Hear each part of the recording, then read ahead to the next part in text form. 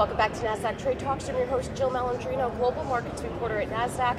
We've been coming to you live from Inside ETFs in Hollywood, Florida. Joining me on set, we have Lance McRae, who's the Managing Director and Head of ETF Product over at Advisors Asset Management, and we are here to discuss top ETF trends that we're seeing in Inside ETFs and, of course, the industry overall. Lance, it's great to have you back on with me. Thanks a lot, Jill. All right, Advisor Asset Management ETFs, you're focusing on simple yet innovative ETFs over there. Exactly, and that's one of the things that we're really focused on. Advisors Asset Management has been around for 30 plus years, and one of the trends that we're seeing in the marketplace, which is a little different than what we're doing, there's a lot of thematic plays, or a lot of new ETFs are thematic or ESG. The stance that we've taken is, and this is very much in line with what we've been doing for the last 20 or 30 years, is You're really... a dinosaur in this industry, right? Exactly, a dinosaur. Certainly not in the ETF space because we launched our first products about a year and a half ago, but certainly in terms of UITs and SMAs and mutual funds, yes, we are a dinosaur if you want to say that. But what we really do is we focus on the core portfolio. So we're essentially looking to bring better core solutions to investors, particularly the retail-based advisor clientele. Well, some of the ETF trends that you're seeing, the first one, continued growth of passive ETFs versus their active counterparts. Exactly, and that trend is going to continue. We expect that to continue through most of 2019.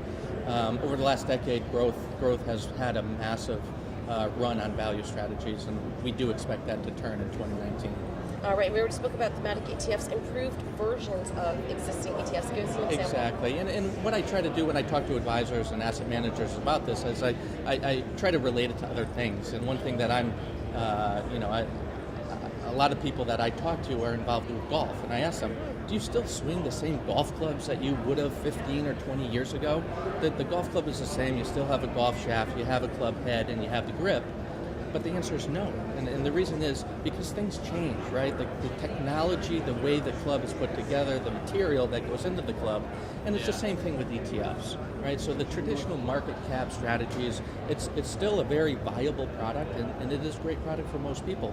But for those that have certain goals, investment goals, there may be new products, especially our high dividend value suite, which may cater and help them achieve their goals in a better fashion. All right, let's wrap it up and talk about some macro market trends, the appeal of value strategies. You think we're cycling to value now? Exactly, and we think that. And you just look at 2018, right? It's been an absolute roller coaster. We had one of the largest sell-offs in recent years. I think December was the S&P 500 sold off nearly 9% in December, and then we followed that up with an 8 or 9% gain in January. Right. So it's extremely volatile, and in these types of times, I think we are going to see people sort of rein it back in, stay the course, move away from growth, move into value, and sort of just let things play out. Are you seeing a lot of flows into dividends for that reason? No question. One thing that people look at when they look at quality and they look at value is certainly dividend products, right? There's a sense of comfort with dividend products, and we are seeing that. We've seen that recently in the last quarter of ETF flows into dividend products and outside of growth type strategies. All right, Lance, thank you as always for joining me. Thanks for having me, All right, Jill. thank you for joining me throughout Inside ETFs. I'm Jill Malandrino, Global Markets Reporter at Nasdaq.